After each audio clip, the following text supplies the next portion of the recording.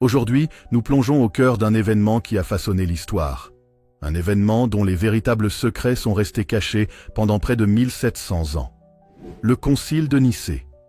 Vous en avez peut-être entendu parler comme d'une simple réunion d'évêques décidant du dogme chrétien. Mais si je vous disais que ce qui s'est réellement passé là-bas est bien plus mystérieux, bien plus troublant que ce que l'on vous a raconté. Des alliances secrètes, des parchemins interdits, des vérités dissimulées. Ce concile ne fut pas seulement un rassemblement religieux, c'était un champ de bataille où les intrigues politiques et les manipulations de l'ombre se jouaient à la lueur des chandelles. Pourquoi certains textes ont-ils été effacés des évangiles? Quelle fut la véritable implication de l'empereur Constantin? Quel mystère entoure les décisions prises en 325 après J.C.? Ce que vous allez découvrir aujourd'hui pourrait bien remettre en question tout ce que vous pensiez savoir. Alors, installez-vous confortablement, préparez-vous à une plongée dans les profondeurs du secret, et surtout, restez jusqu'au bout, car les révélations les plus troublantes arrivent à la fin. Avant de commencer, n'oubliez pas de liker cette vidéo et de vous abonner à la chaîne Mystère et Savoir. Cela nous permet de continuer à explorer ces mystères fascinants et d'aller toujours plus loin dans la quête de la vérité. Maintenant, ouvrons ensemble les portes du passé. L'histoire du Concile de Nicée ne commence pas en 325 après J.C. Non, elle s'enracine bien avant, dans une époque marquée par le tumulte, les luttes de pouvoir et une question qui divise tout un empire. Quelle est la véritable nature du Christ? Au début du IVe siècle, l'Empire romain est un colosse aux pieds d'argile. Les persécutions contre les chrétiens viennent à peine de cesser, et la religion qui grandit dans l'ombre n'est plus une simple secte juive marginale. Elle est devenue un véritable mouvement qui attire esclaves, marchands, soldats et même des membres de l'élite romaine. Pourtant, cette foi, qui devrait unir ses fidèles, est en réalité un champ de bataille idéologique. Les évangiles ne sont pas encore figés. Des dizaines de textes circulent, racontant des versions parfois contradictoires de la vie et de l'enseignement de Jésus. Qui est-il réellement? Est-il Dieu incarné, un simple prophète inspiré, ou encore un être semi-divin, adopté par Dieu après sa mort? Cette querelle doctrinale ne se limite pas aux érudits. Elle fragmente les églises et menace la stabilité de l'Empire. Constantin le sait. S'il veut asseoir son pouvoir et unifier son peuple sous une seule et même croyance, il doit trancher la question une fois pour toutes. Mais à quel prix? L'empereur Constantin est une figure fascinante, autant adorée que redoutée. Officiellement, il est devenu chrétien après sa fameuse vision de la croix avant la bataille du pont Milvius, en 312. Selon la légende, il aurait vu ces mots s'inscrire dans le ciel « In hoc signo vinces ». Par ce signe, tu vaincras. Mais est-il vraiment un fervent chrétien? Ou bien cet homme rusé et pragmatique voit-il dans le christianisme une arme politique? Car soyons clairs, en 313, il publie l'Édit de Milan, garantissant la tolérance religieuse aux chrétiens. Mais ce n'est pas un geste purement altruiste. Il comprend que cette religion a un potentiel énorme. Elle est organisée, structurée et pourrait devenir un ciment idéologique pour son empire. Problème, le christianisme n'est pas uni. Au contraire, il est déchiré par des conflits internes. L'une des plus grandes controverses de l'époque oppose Arius, un prêtre influent d'Alexandrie, et Athanase, l'un de ses plus farouches opposants. Arius défend une thèse révolutionnaire. Jésus n'est pas Dieu. Il a été créé par Dieu. Il est inférieur au Père. Athanase, lui, affirme le contraire. Jésus et Dieu sont d'une même essence, égaux en tout point. Cette dispute semble théologique, mais en réalité, elle est hautement politique. Derrière ces doctrines, ce sont des villes, des évêques, des groupes influents qui se déchirent. Constantin le sait. S'il ne met pas un terme à cette guerre interne, son empire risque de sombrer. C'est ainsi qu'il prend une décision qui va bouleverser à jamais l'histoire du christianisme. Convoquer un grand concile où tous les évêques du monde romain viendront trancher la question une fois pour toutes. Nous sommes en 325 après J.C., dans la ville de Nicée, en Bithynie, l'actuelle Turquie. Plus de 300 évêques, prêtres et théologiens se rassemblent dans une somptueuse salle du palais impérial. Certains ont parcouru des milliers de kilomètres pour être là. Il y a des hommes venus d'Égypte, de Rome, de Jérusalem, d'Antioche, et même des évêques qui portent encore sur eux les cicatrices des persécutions romaines. Dès le début, une tension glaciale s'installe. Les deux camps sont là. Les partisans d'Arius, majoritairement orientaux, et les défenseurs d'Athanase, soutenus par Rome et Constantin. Mais voici ce que l'histoire officielle ne raconte pas. Ce concile n'est pas seulement un débat religieux. C'est un jeu d'influence, de pression et de manipulation. L'empereur, bien qu'il se présente comme un arbitre neutre, a déjà son idée en tête. Il veut une décision claire, un dogme unique, qui servira de fondement à son empire. L'idée d'un Christ inférieur à Dieu ne l'arrange pas. Il veut un christianisme fort, centralisé, avec un pouvoir incontestable. Le concile de Nicée commence. Mais ce que personne ne sait encore, c'est que ce qui va s'y décider changera à jamais le cours de l'histoire. Nicée, 20 juin 325, après J.C. L'immense salle du palais impérial est plongée dans un silence tendu. L'empereur Constantin, assis sur un trône orné d'or et de pierres précieuses, observe avec attention les hommes les plus influents du christianisme s'installer devant lui. Le moment tant attendu est arrivé. Le grand débat sur la nature du Christ. Deux camps s'affrontent. D'un côté, Arius et ses partisans, surtout des évêques de l'Orient, notamment d'Alexandrie et d'Antioche. Ils défendent une thèse audacieuse. Jésus-Christ est un être créé par Dieu.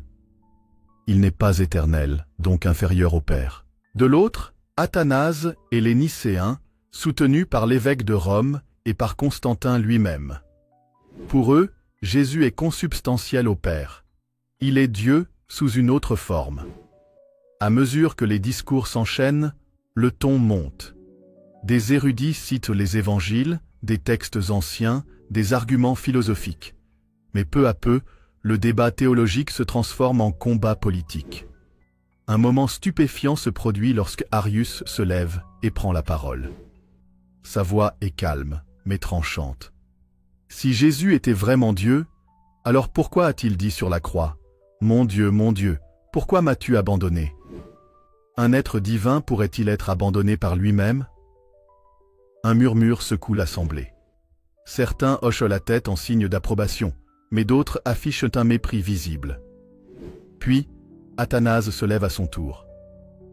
Ce que dit Arius est une hérésie. Le Christ et le Père ne font qu'un.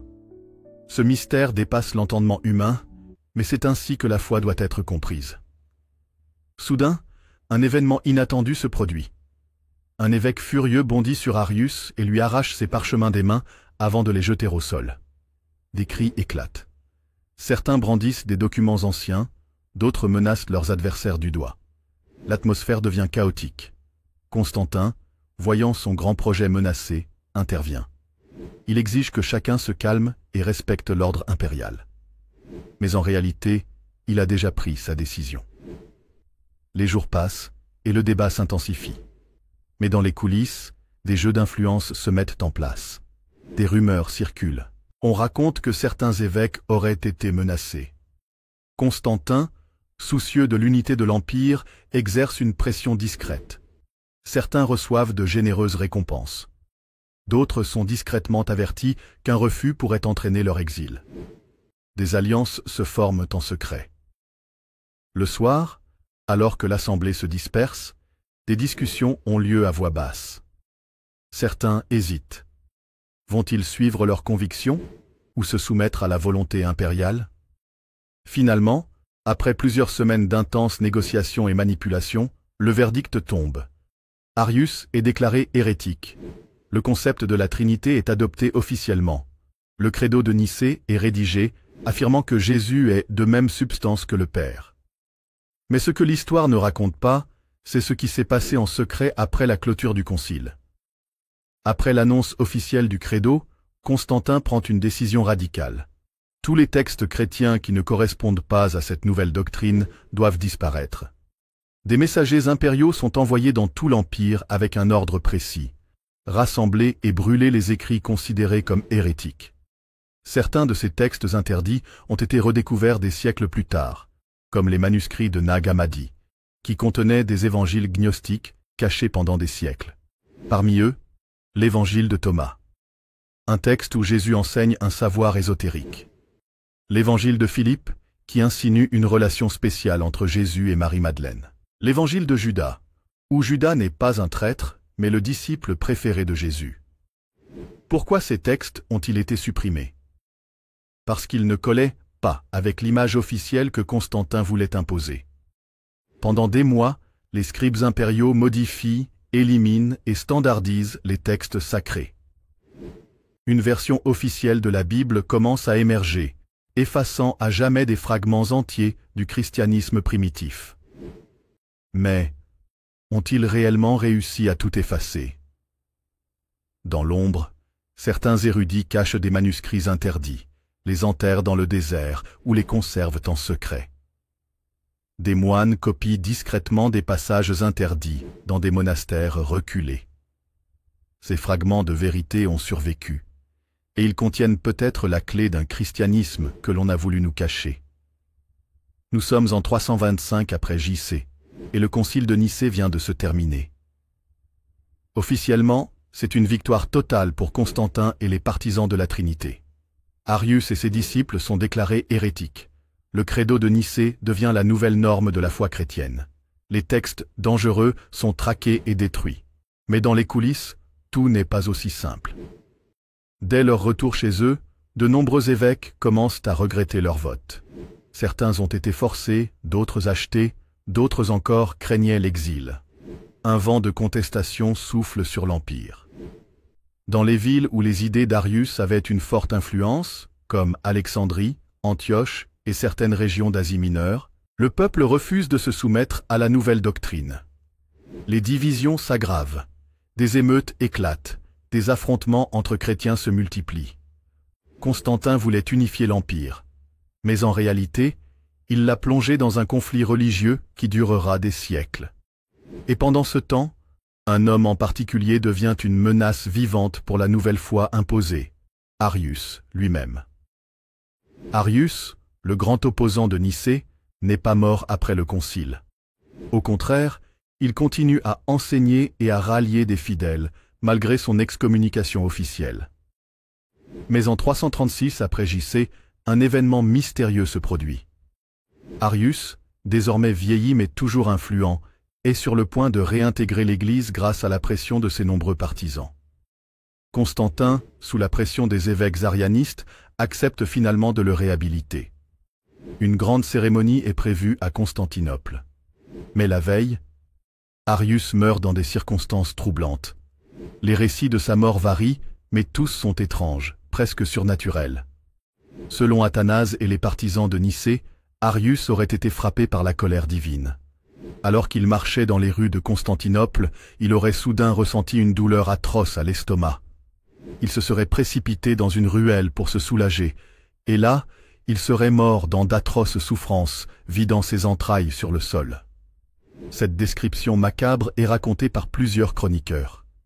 Mais peut-on croire à une mort miraculeuse, survenant pile au moment où Arius allait être réhabilité? D'autres historiens suggèrent une théorie plus sombre. Arius aurait été empoisonné. Pourquoi? Parce que sa réintégration menaçait tout ce que Constantin et ses alliés avaient reconstruit. Un retour d'Arius signifiait que le credo de Nicée pouvait être renversé. Certains documents indiquent que des hommes influents auraient organisé sa disparition pour éviter une crise religieuse. On ne saura jamais la vérité. Mais une chose est sûre, avec la mort d'Arius, son mouvement perd son chef et sa plus grande chance de renverser Nicée. Avec le temps, le courant arianiste est traqué et écrasé. Les textes qui soutenaient ses idées sont systématiquement brûlés. Ses disciples sont persécutés, exilés ou réduits au silence. Rome impose son dogme comme la seule vérité absolue. Mais tout n'a pas disparu. Dans des monastères isolés, des déserts lointains, des grottes secrètes, certains manuscrits interdits survivent. Puis, des siècles plus tard, une découverte incroyable va bouleverser nos connaissances. 1945, Égypte. Un village nommé Nag Hammadi. Un paysan fait une découverte stupéfiante dans une jarre enfouie sous terre. Des dizaines de manuscrits anciens, cachés pendant près de 1700 ans. Parmi eux, des textes que l'Église pensait disparus à jamais. L'Évangile de Thomas, l'Évangile de Philippe, l'Évangile de Judas. Ces écrits dévoilent une vision très différente du christianisme. Un Jésus plus mystique, enseignant une connaissance cachée. Des disciples avec des rôles bien différents de ceux décrits dans la Bible officielle. Un christianisme qui ressemble davantage à une philosophie spirituelle qu'à une religion organisée. Ces découvertes soulèvent des questions troublantes. Pourquoi ces textes ont-ils été interdits? Que voulait-on cacher au monde? Quelle était la véritable doctrine originelle du christianisme? Le Concile de Nicée n'a pas seulement défini un dogme. Il a réécrit l'histoire du christianisme, effaçant des courants entiers, condamnant des croyances alternatives et imposant une vision officielle sous l'influence du pouvoir impérial. Mais aujourd'hui, les fragments de vérité refont surface. Les manuscrits interdits, les récits effacés, les indices disséminés dans l'histoire nous permettent de reconstituer une autre version des faits. Une version où Nicée n'a pas été le triomphe de la vérité, mais une immense manipulation politique. Et si le plus grand mensonge de l'histoire était en train d'être dévoilé? Lorsque Constantin convoque le concile de Nicée en 325 après J.C., il ne le fait pas par foi, mais par stratégie. Il sait que le christianisme est en pleine expansion, et que s'il veut unifier son empire, il doit prendre le contrôle de cette religion en plein essor. Il vient de remporter la bataille du pont Milvius en 312, après avoir vu en rêve un symbole mystérieux qu'il interprète comme un signe divin. Mais en réalité, Constantin n'a jamais été un vrai chrétien. Il a continué à pratiquer les rites païens. Il a gardé le titre de Pontifex Maximus, chef des cultes romains. Il ne se fait baptiser que sur son lit de mort, par un évêque arianiste. Alors, pourquoi impose-t-il la foi chrétienne? Parce qu'il a compris que la religion pouvait être une arme puissante. En prenant le contrôle du christianisme, il peut rassembler son empire sous une seule croyance, renforcer son autorité et éliminer ses ennemis en les qualifiant d'hérétiques. C'est un plan politique génial, mais aussi un mensonge monumental. Avant Nicée, le christianisme était fragmenté. Les fidèles se divisaient en différentes doctrines. Certains voyaient Jésus comme un sage illuminé. D'autres le considéraient comme un prophète. D'autres encore pensaient qu'il était un être divin, mais inférieur à Dieu. Et puis, il y avait les gnostiques, qui enseignaient un christianisme ésotérique et secret, basé sur la connaissance intérieure. Constantin ne peut pas tolérer cette diversité. Il veut un christianisme unique, centralisé, sous l'autorité d'un pouvoir impérial. C'est pour cela que Nicée est organisée. Ce n'est pas un concile spirituel, c'est une réforme politique. Constantin va donc imposer une version unique du christianisme, détruire les courants alternatifs, réécrire l'histoire de la foi. Avant Nicée, il n'existe pas de Bible unique. Différents textes circulent, des évangiles attribués à Matthieu, Marc, Luc et Jean. D'autres textes comme l'évangile de Pierre, l'évangile de Marie, l'évangile de Judas, des lettres, des témoignages, des écrits mystiques. Mais après Nicée, un tri est fait. Tout ce qui contredit la nouvelle doctrine officielle est déclaré hérétique et détruit. Des textes sont supprimés. D'autres sont modifiés. Une version officielle est progressivement imposée. Certains indices suggèrent que des versets entiers ont été altérés. Exemple, Jean 1, 1. Au commencement était le Verbe, et le Verbe était avec Dieu, et le Verbe était Dieu. Cette phrase est au cœur du dogme trinitaire. Mais dans les plus anciens manuscrits retrouvés, certaines formulations diffèrent légèrement. Et si la Bible que nous connaissons avait été ajustée pour correspondre à Nicée? Une autre preuve, dans les évangiles apocryphes retrouvés, Jésus parle souvent du royaume intérieur et insiste sur une connaissance personnelle du divin, ce qui va à l'encontre d'une religion organisée sous un pouvoir impérial. Ces passages dérangeaient Constantin. Ils ont donc disparu. Avec Nicée, Constantin ne se contente pas d'imposer une doctrine, il crée aussi un ennemi, l'hérétique. Avant cela, les chrétiens avaient des opinions différentes, sans forcément se persécuter entre eux. mais après Nicée. Croire différemment, c'est être un ennemi de Dieu. Refuser le dogme, c'est être un traître à l'Empire. Constantin utilise l'hérésie comme une arme politique. Il fait exiler les évêques qui s'opposent à Nicée. Il confisque les biens des églises dissidentes. Il transforme le christianisme en une machine de contrôle. Les siècles suivants, cette idée de l'hérétique va justifier des massacres, des croisades et l'Inquisition. Là où Jésus prêchait l'amour et le pardon, Constantin installe un système de répression. Des fragments de vérité ont survécu. En plus des manuscrits de Nag Hammadi, retrouvés en 1945, d'autres découvertes troublantes ont été faites. Les manuscrits de la Mer Morte, 1947. Ces textes, écrits par des communautés juives et chrétiennes anciennes, montrent un christianisme bien plus diversifié que ce que l'Église officielle a toujours affirmé. Des codex retrouvés en Turquie et en Syrie. Ils contiennent des passages oubliés, parlant d'un Jésus plus mystique, enseignant une sagesse cachée, très proche des traditions ésotériques orientales. Pourquoi ces textes ont-ils été cachés pendant 1700 ans? Parce qu'ils remettent en question la version officielle de Nicée. Parce qu'ils suggèrent que le christianisme original était bien différent.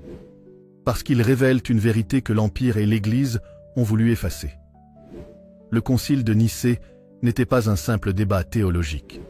C'était une prise de pouvoir. Constantin n'a pas unifié le christianisme. Il l'a remodelé à son avantage. Il a utilisé la foi comme un outil politique. Il a manipulé les textes, supprimé les voix dissidentes. Il a créé une religion impériale qui allait devenir l'Église catholique dominante. Mais aujourd'hui, les secrets émergent. Les textes interdits refont surface. Et une question demeure. Que nous a-t-on vraiment caché? Au cœur du Vatican, dans un lieu interdit au public, se trouve un des endroits les plus mystérieux de l'histoire, les archives secrètes du Vatican. Des kilomètres de rayonnage contenant des documents remontant à plus de 1000 ans. Mais que cachent réellement ces archives? Des rumeurs et des témoignages d'anciens membres de l'Église suggèrent que certains documents classifiés pourraient remettre en question la version officielle du christianisme. Les théories les plus troublantes évoquent des évangiles non censurés révélant un autre message de Jésus, des écrits hérétiques bannis par l'Église primitive, des preuves d'interventions impériales dans la formation du dogme chrétien. Mais alors, quels sont ces textes mystérieux que l'Église ne veut pas révéler? Les évangiles apocryphes, la version cachée du christianisme. Nous savons qu'au moins 80 évangiles circulaient dans les premiers siècles du christianisme. Mais seulement 4 ont été conservés dans la Bible officielle après Nicée. Pourquoi les autres ont-ils été interdits? Certains de ces textes retrouvés dans des manuscrits anciens révèlent un christianisme bien différent de celui imposé par l'Empire romain. L'Évangile de Thomas. Jésus enseigne que le royaume de Dieu est en chacun de nous, et non dans une église ou une institution. L'Évangile de Judas. Judas n'est pas un traître, mais le disciple le plus proche de Jésus, à qui il aurait révélé des secrets mystiques. L'Évangile de Marie-Madeleine. Marie-Madeleine n'est pas une simple disciple, mais une enseignante spirituelle, ce qui contredit le dogme patriarcal de l'Église. Ces évangiles remettent en question la version officielle. Et le plus troublant, c'est qu'ils contiennent des éléments qui ressemblent aux traditions ésotériques et philosophiques de l'époque. Un Jésus enseignant une sagesse cachée, plutôt qu'une religion imposée. Un message basé sur la connaissance intérieure, et non sur l'obéissance à une institution. Si ces textes avaient été acceptés à Nicée, le christianisme aurait pris une toute autre forme.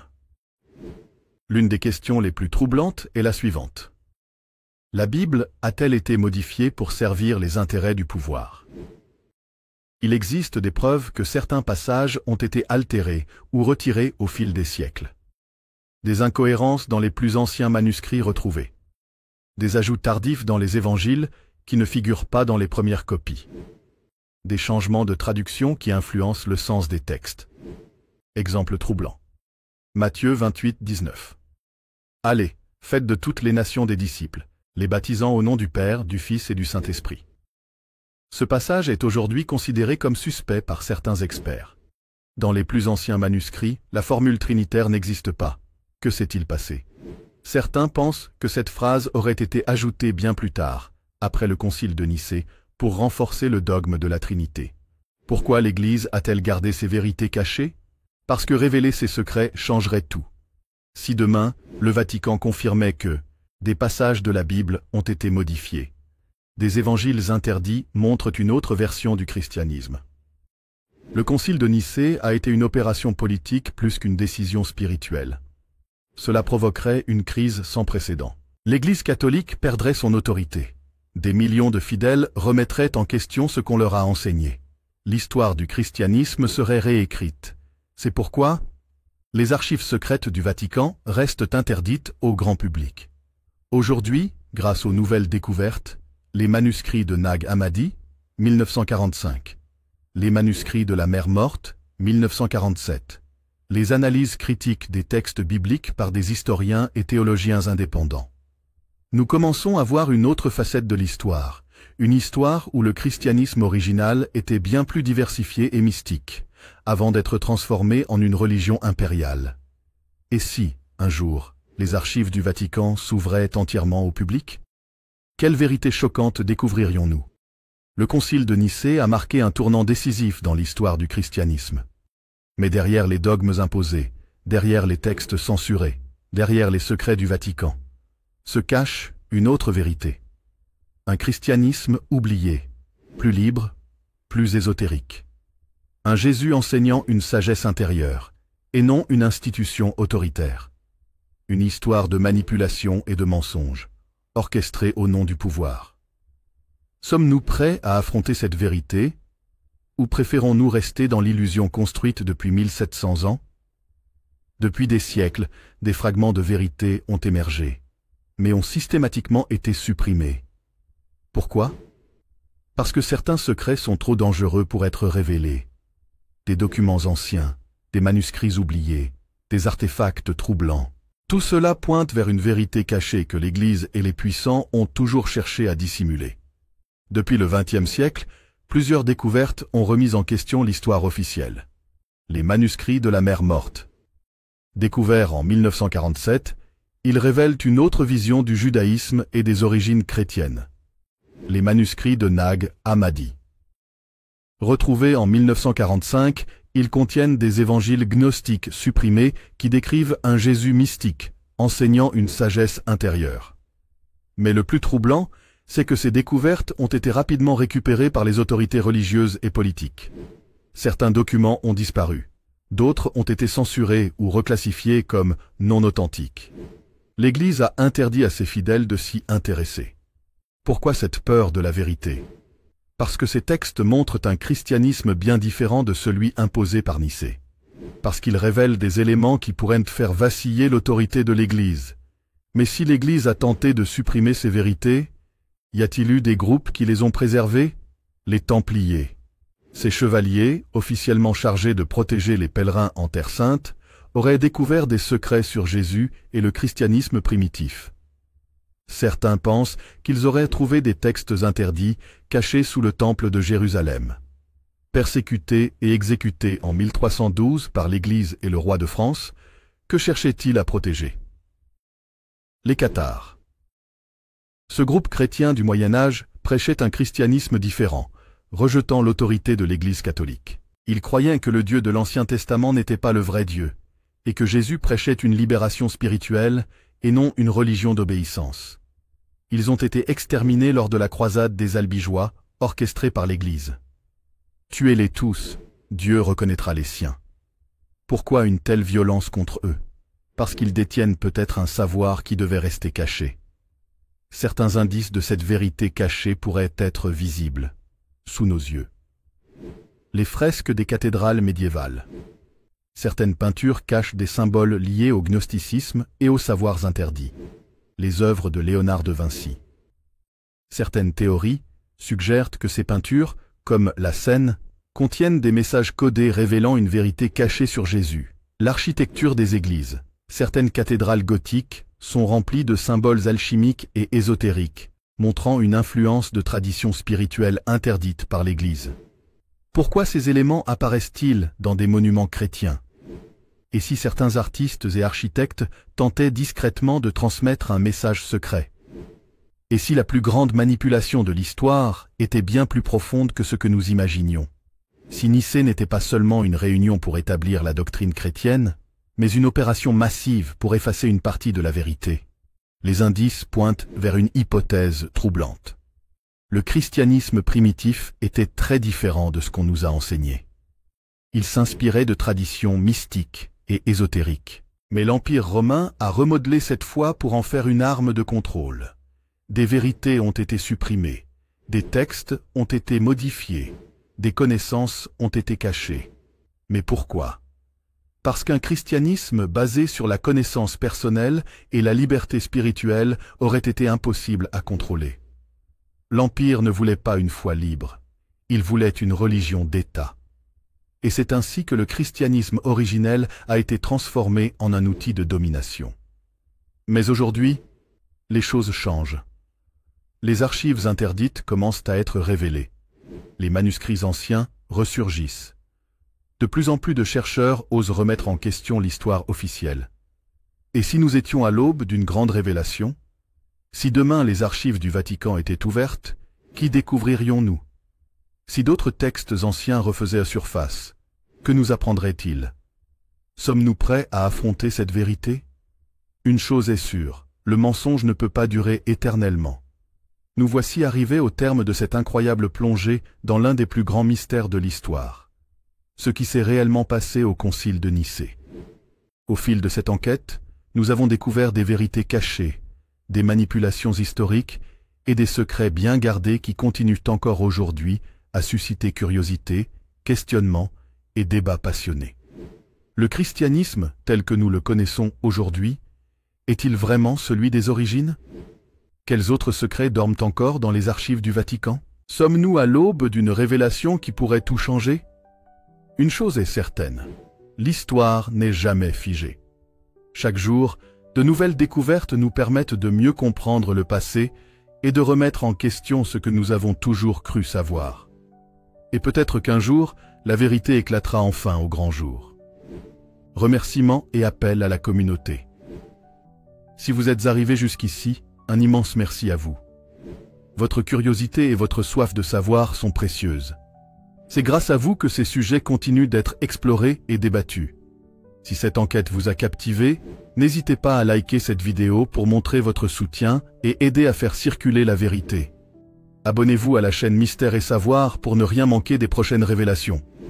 Et surtout, partagez vos réflexions en commentaire. Votre avis compte et vos idées enrichissent le débat. Que pensez-vous des secrets du Concile de Nicée? Croyez-vous que d'autres vérités seront un jour révélées? L'histoire cache encore bien des mystères. Et ensemble, nous continuerons à les explorer.